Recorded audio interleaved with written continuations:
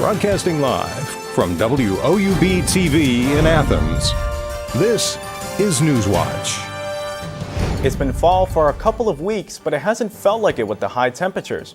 However, the weather is starting to cool off today. Good evening, I'm Steven Hernandez. Thanks for joining us. Let's head over to the Weather Center for a look at the forecast. Welcome to the Newswatch Weather Center. I'm forecaster Michaela Gress. Now, good news to say, fall has finally decided to take its dip into southeast Ohio today. As those temperatures were in the 60s today, and they will continue to stay that way for the next couple of days, so no worries, summer is out of sight for now. Now, as we look at the current conditions across the region, we see those 50s for most of the viewing area. This is the most seasonably temperatures that we have seen in the past couple of days, as the 80s have finally decided to roll out of the area. Now, for right now, we're seeing partly cloudy conditions. It's 54 degrees outside, so make sure that you have a light jacket with you if you plan on doing anything currently right now. Now, Stephen, these fall-like conditions are very nice right now, so if you have any plans to go outside, make sure that you do so in the next couple of hours. Thanks, Michaela. And the warm weather is delaying the changing color of the trees in West Virginia. The state's Tourism Office and Division of Forestry says the color ranges from 50 to 70% peak in higher elevations. The best locations to see fall foliage are in the higher elevations in the eastern part of the state.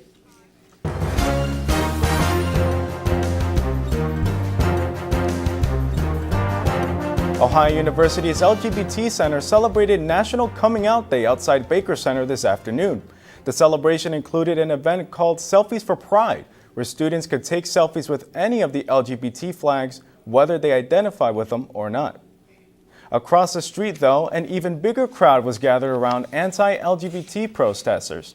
This is not the first time OU has seen protests against the LGBT community.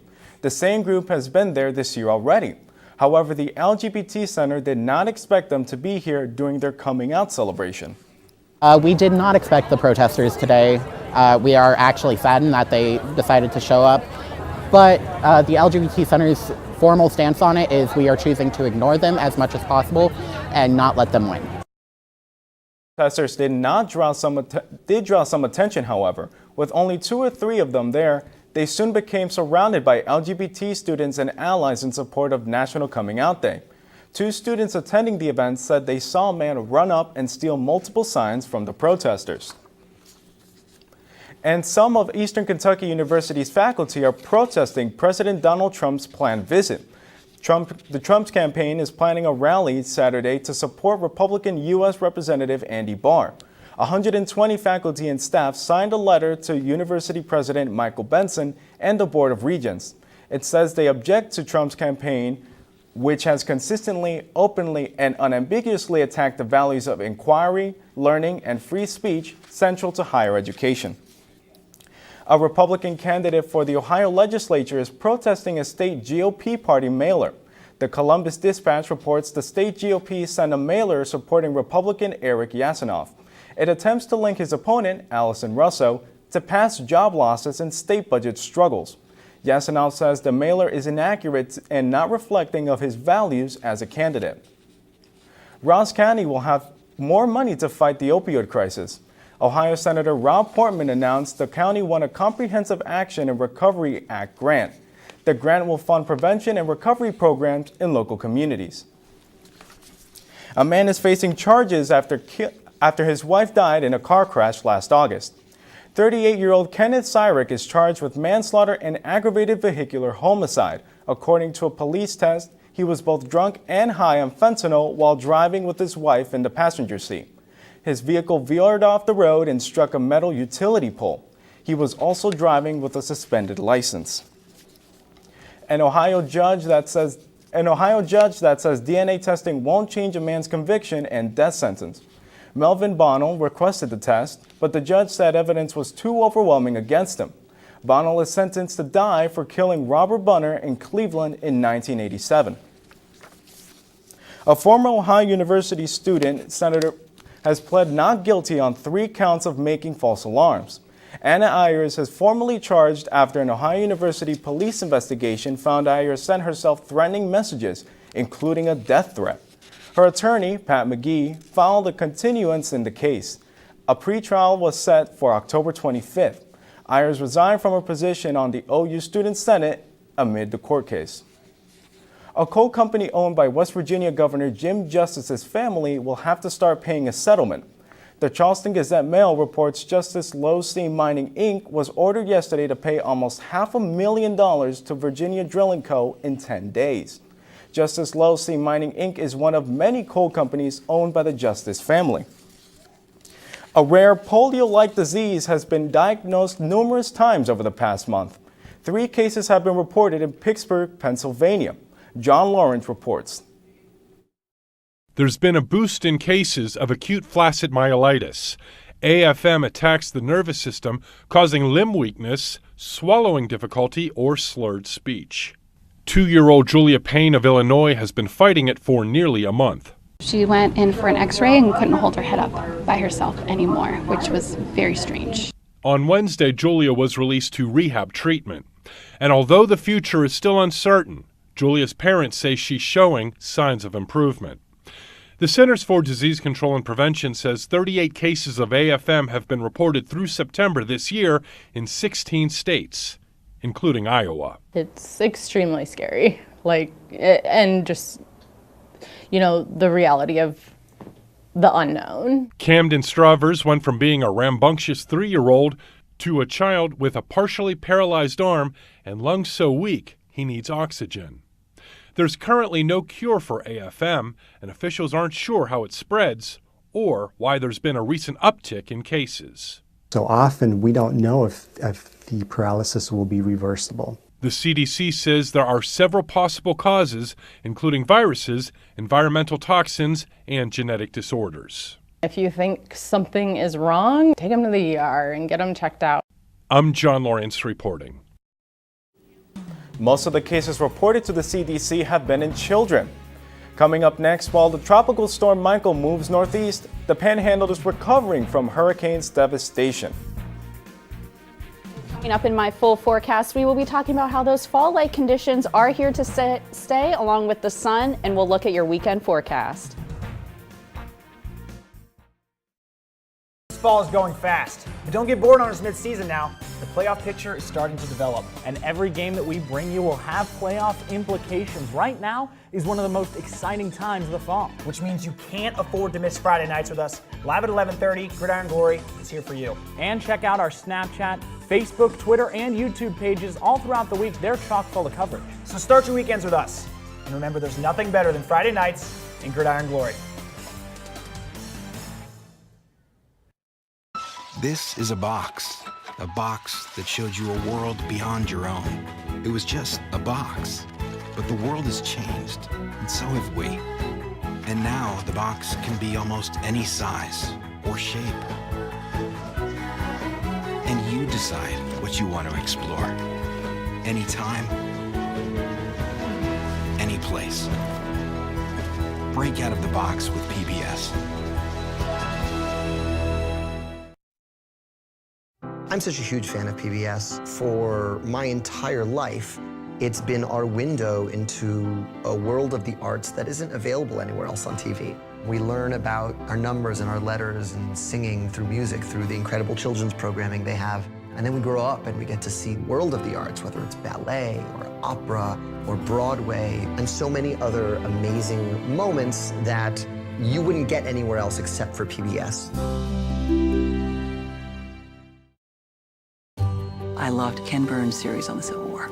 It was deeply impacting. I love history. To have those stories told through these letters, through stories of love and loss, it rewrote the book on how to tell a story. When television was invented, there were a lot of people who had dreams about what it could do. I think PBS still aspires for and often succeeds at reaching the highest ideals of what television could be.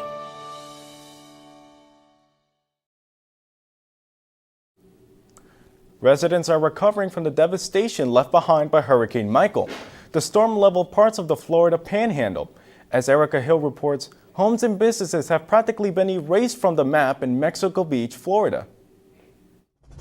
From the air, a first look at a beach town almost completely wiped out. Our lives are gone here. Daylight exposing the force of Hurricane Michael, this Category 4 storm which made landfall near Mexico Beach, packing winds of more than 150 miles per hour. We had furniture in our house that wasn't even our furniture. Getting into Mexico Beach, a challenge in itself. Roads clogged with downed power lines, trees, and debris. All the stores, all the restaurants, everything, there's nothing left here anymore, you know. All the homes that are on this side of the road at the beach, they're all gone. The need extends far beyond Mexico Beach. In Panama City, neighborhoods reduced to rubble. Oh God, Panama City, there's nothing there, nothing. I never seen nothing like it. This middle school nearly flattened, the gym's roof torn off. It was heart-wrenching. I know what the school means to our kids and our community, and to see that type of devastation on their school and realizing that devastation not only is there with their school, but it's also with their homes because the kids live nearby. And Panama City Beach, a massive boat storage facility at this marina, now a twisted cage for the vessels stored inside. The damage resembling the work of a strong tornado, especially when seen from the sky. As the reality of what's left behind sets in, many people here still trying to make sense of what happened. Where do we start now? I mean, what do we do? I mean, there's nothing left here. After slamming Florida, Michael now threatens the storm-weary Carolinas. Tornadoes, dangerous winds, and more flooding are possible in many of the same areas still working to recover from Hurricane Florence. And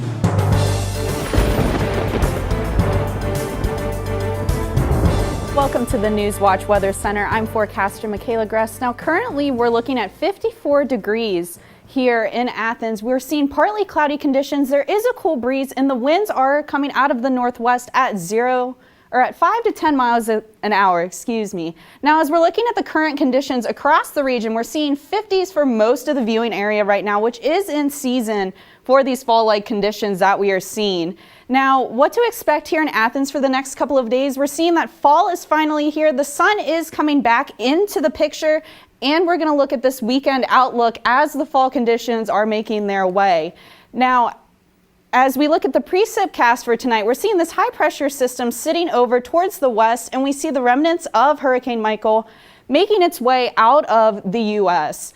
Now, as we look into tomorrow, we're going to see that this high pressure system is going to still sit over here, allowing us to not have any precipitation in sight. So this will be call for a nice next couple of sunny days here in Athens. Now, as we look at the lows tonight, we're seeing 30s and 40s for most of the viewing area, so a little cooler than what we have been seeing for the past couple of days. Now, if we look at just tonight in Athens, we're seeing 40 degrees, mostly clear. It will be a cooler night. As I said, make sure you have that jacket handy with you if you are planning on going out at all tonight. Now, as we look at the hour by hour, we're seeing 50s, and then it's going to drop down towards the 40s around 4 a.m. tomorrow morning, but it will be mostly clear for the area. Now, for the bus stop forecast, we're looking at 41 degrees. Make sure your kids have a light jacket with them. It will be partly cloudy, but it will be a cooler morning as those fall temperatures are beginning to set in the area. Now, tomorrow in Athens alone, 57 degrees, mostly sunny, as I said, and continue to say fall temperatures are here to stay. So make sure if you are planning on going outside at all, take advantage of that. Take your kids to the pumpkin patch. Go out and enjoy the fall-like weather that is to come and is to stay for the next week. Now, as we look at tomorrow, across the viewing area, we're seeing those 50s and 60s for most of the viewing area. So it will be overall a very nice day, partly cloudy conditions, but overall extremely nice. Now, as we're looking at the 7-day forecast, as I said, tomorrow 57 sunny, and then for Saturday we're looking at 54 partly sunny skies, and Sunday we do have that chance of precipitation to make its way back into the area, but it won't be as bad as we all think it might be. Now, as we look at Monday, we're seeing 57. That rain will come in for the beginning of the work week, so make sure you have that umbrella handy if and when you go out to work on Monday. Now, as we look at Tuesday, we're seeing 57 degrees under partly cloudy skies, still keeping with that fall-like temperature Into Wednesday, we're looking at 58, and Thursday will be the highest temperature that we will see in the next 7 days, with a sunny 60 degrees here in Athens. Back to the desk. Thanks, Michaela. Kanye and musicians showed support for President Trump today at the White House. That story is still ahead.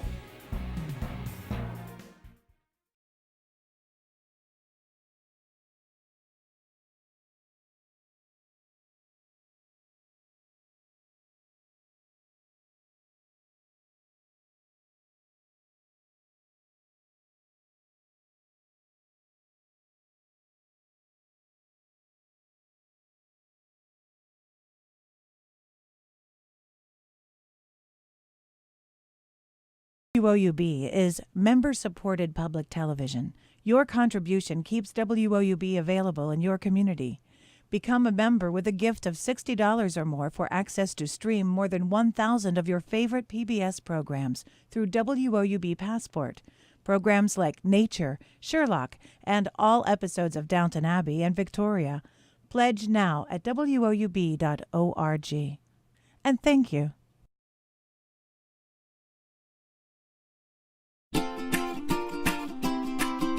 I love PBS because at the heart of everything PBS does is education. I use PBS not only in my home, but also in my classroom. It's kind of the idea of being the great equalizer for learning and for education. I'm a lifelong learner, and PBS has always been part of that journey for me. I love PBS because PBS supports teachers. They know what works for kids and what's best for kids, and that's why I love PBS. What are you doing? Possibilities.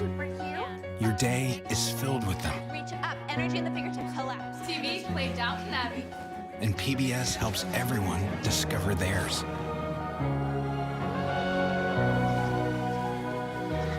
Anytime, anywhere. Up in the sky, you can see it. PBS, we're with you for life. PBS had a special on Pearl Harbor, and once Landon started watching the show about the Arizona, he completely became fascinated. That's Donald Stratton, and that's me. And then his Christmas wish this year was to meet Donald Stratton, one of the survivors from the Arizona. So good to see you, buddy. Everything that Landon has learned from PBS, it's immeasurable. This is for you. Thank you, big guy. He is living proof of the effect that PBS has had on his life.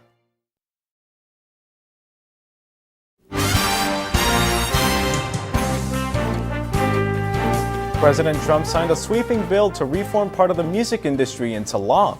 The president held a signing ceremony for the Music Modernization Act at the White House today. Singers and musicians from across genres attended the signing. They praised Trump and Congress for doing what they say no other administration did. We all know how divided our country is. We see it every single day, and to see that music is the one thing that can get unanimous consent in the Senate, in the House, in the state I live in Tennessee. Marsha Blackburn has been pounding away at this for years. NSAI, pounding away at this for years. And to see it come together and know that it affects all these artists and all these genres, the full political spectrum of artists out there are impacted. The Music Modernization Act focuses on music licensing and royalty payments. It includes a guarantee that songwriters and artists receive payments for pre-1972 recordings, as well as for improved payments for work played on streaming services. Rapper Kanye West met with Donald Trump in the Oval Office after the ceremony. The White House was centered on... I love Hillary, I love everyone, right? But the campaign, I'm with her, just didn't make me feel as a guy that didn't get to see my dad all the time, like a guy that could play catch with his son. It was something about when I put this hat on, it made me feel like Superman. This was West's second meeting with Mr. Trump since the 2016 election. He previously visited with then-President-elect at Trump Tower in December 2016. His wife, Kim Kardashian West, has been to the White House twice in recent months to discuss criminal justice reform and the clemency process. On the same day he discussed prison reform with Kanye, President Trump says he will overrule any effort by the U.S. Attorney General to stop criminal justice reform. In an interview with Fox and Friends, Trump spoke about Jeff Sessions' opposition to the effort. The president says, quote, "There has to be a reform because it's very unfair right now, and it's also very costly." Sessions successfully urged President Trump to delay action on criminal justice reform until after the midterm elections. I'm Paul Roth, and today in sports, we got some more GG Pick'em coming your way as I tell you who I think will win this week in the TVC. Plus, a preview of OU's game against Northern Illinois this weekend, next on Newswatch. And stay tuned to WOUB. Here's a look at what's coming up tonight on your public television station.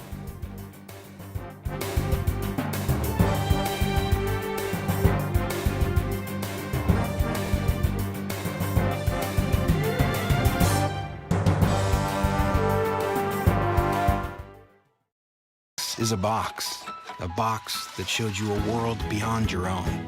It was just a box, but the world has changed, and so have we. And now the box can be almost any size or shape. And you decide what you want to explore. Anytime, any place. Break out of the box with PBS. This fall is going fast, but don't get bored on us mid-season now. The playoff picture is starting to develop, and every game that we bring you will have playoff implications. Right now is one of the most exciting times of the fall, which means you can't afford to miss Friday nights with us. Live at 11:30, Gridiron Glory is here for you. And check out our Snapchat, Facebook, Twitter, and YouTube pages all throughout the week. They're chock full of coverage. So start your weekends with us.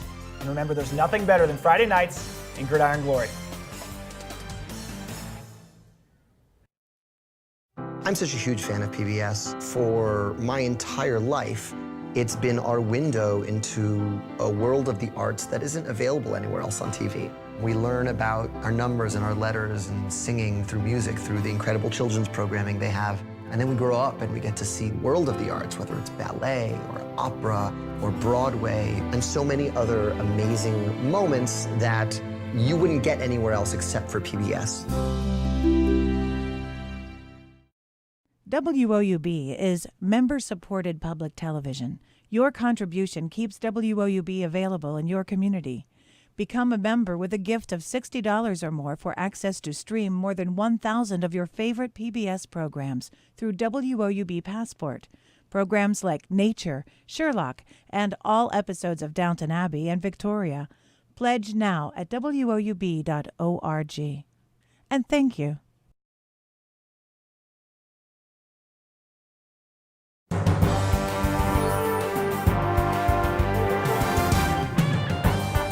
Welcome back, I'm Paul Roth. The Ohio University volleyball team is back in action tomorrow night against Ball State. The Bobcats have had a disappointing start to conference play and are just 3-3 after being an early favorite to win the MAC. But Coach Dean Webb is ready to move on. The pressure is off. You know, I think our team didn't handle the pressure really well of being the conference favorite and picked to win and all those things, and we don't have to worry about that now. So, all right, that's disappointing, but it's over now, and so there's no sense dwelling on it. And we can just focus on getting better this week. The OU soccer team is also back in action tomorrow. After a tough stretch of losses earlier in the season, the Bobcats have gone 3-0-2 over their last 5 games. Head coach Aaron Rodgers is fully confident in his team continuing the good play. We already know we have a talented team. We have a talented group of 27 players, but can we work together? How tightly we can play together, and how much energy do we give each other from the sideline onto the field, from the field back to the sideline? And that's the most important thing. If we can keep that up, I think this team can do very well and go very far. Over on the gridiron, the Bobcats football team is gearing up for their game against Northern Illinois. The Bobcats will be taking on a Huskies team that is currently 3-0 in conference play and sit atop the standings of the MAC West. But the Bobcats are bringing a high-powered offense with them. They're averaging the second most points per game in the MAC, and a big part of that is quarterback Nathan Rourke. But this will still be a tough test for Rourke in this Ohio offense, as the Huskies are first in the MAC in sacks and fumble recoveries. Kickoff is at 3:30 on Saturday. And it's Thursday, so that means more Gridiron Glory Pick'em. I give you my picks for who I think will win this week's slate of games in the TVC Ohio and Hocking. Now, last week, my colleague Tyler Corbett went 9-0 with his picks, so I got a lot to live up to. Now starting in the TVC Ohio, Alexander will head to Nelsonville, York, where Buckeyes running back Keegan Wilburn is on a tear. He put up 3 touchdowns last week, and he's going to get a couple more, leading his team to a 35-14 win. Wellston is going to Athens, but that Bulldogs 1-2 offensive punch of Clay Davis and Evan Adams will send them packing 45-21 Athens. Point Pleasant is coming all the way from West Virginia to take on Meigs, and it'll be worth the trip. They're taking this 42-22. And I think, Vinton County will end their losing streak and pick up a much-needed win at River Valley, 21-10. Now over in the Hocking, I don't see things getting much better for Federal Hocking. Connor Wright is going to put this Trimble team on his back and run all over the Lancers, 61-0. Belpre is going to Lucasville to face Valley, and this one's pretty easy to pick when one team's the Golden Eagles, 22-14. Speaking of birds, we got 2 more facing off. The Miller Falcons take on the Eastern Eagles, and a YouTube video told me an Eagle would win this fight, so I'm taking them to win this one 20-12.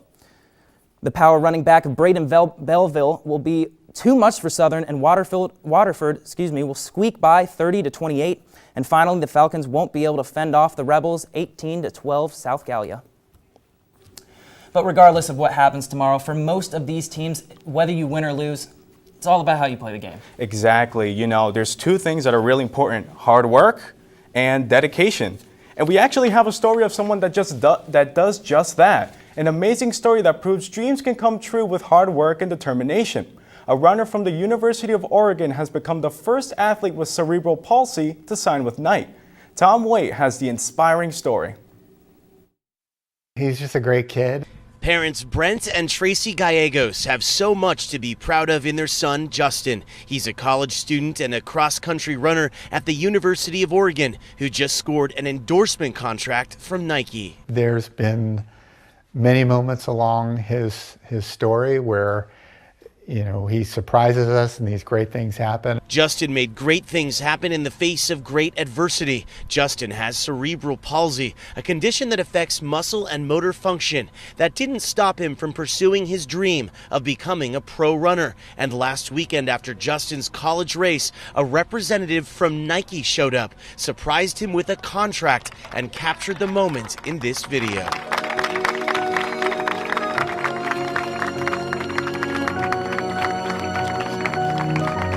I've never seen him that emotional. No, never. He's worked very hard for it, and when he sets his goals, he sets them very high. And he always says, I make my goals very high and so scary that I have to go for them. We spoke with Justin tonight about this moment via FaceTime from Oregon. I'm still kind of in shock that it actually happened. Justin hopes his story will help inspire others. You don't have to let your disability or physical impairment stop you. You can do anything you put your mind to. It doesn't matter if you have a disability or not. And Justin's living proof of that. In Santa Clarita, Tom Waite, KCAL 9 News. Let's head over to Michaela for the final look at the weather. Thank you, Stephen. Now, as I said, tonight we're looking at 40 degrees, mostly clear skies. It will be a cooler night, so make sure that you do have that jacket with you. Now for tomorrow, 57 degrees, mostly sunny. Those fall temperatures are here and they're here to stay. Now, as we look at the 7-day forecast, we're going to see that over the next couple of days, it will be in the 50s, and the hottest temperature will be on Sunday with 62 degrees. And that does it for our broadcast this evening. I'm Steven Hernandez. Thanks for joining us. PBS NewsHour is up next. And remember, you can find the latest news anytime at woub.org. Have a great night.